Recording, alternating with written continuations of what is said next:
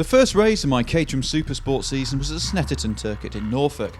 I was chuffed to qualify 5th, then we all hurtled off to the first corner.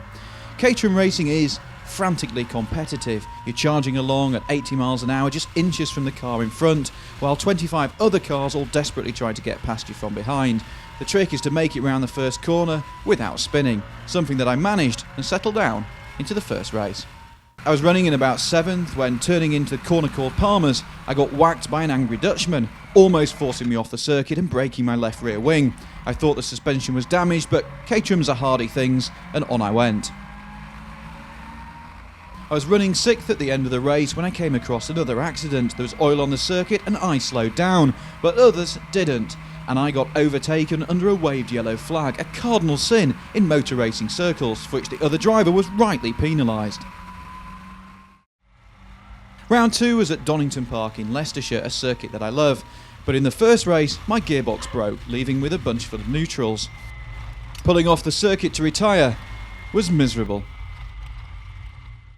My gearbox was changed overnight, but having retired from the first race, I now had to start race 2 from the back of the grid. This is a very different kind of challenge, and one that really gets the adrenaline flowing. The trick is to come through the back of the field as quickly as possible without hitting anything.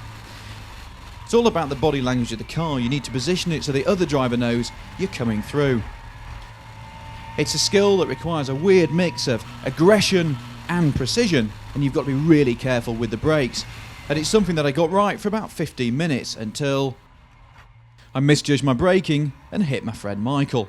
I broke my nose cone but was able to continue. And then, a lap later, while still in 15th, this happened. I heard a wild screech of brakes and waited for the bang. Thankfully, it didn't hit me, but getting T-boned is never nice, and this was a horrific crash. There was lots of damage, but thankfully both drivers were okay. With the race stopped, we all headed back to the pits. Another round over. Next stop is the famous Zandvoort circuit in Holland.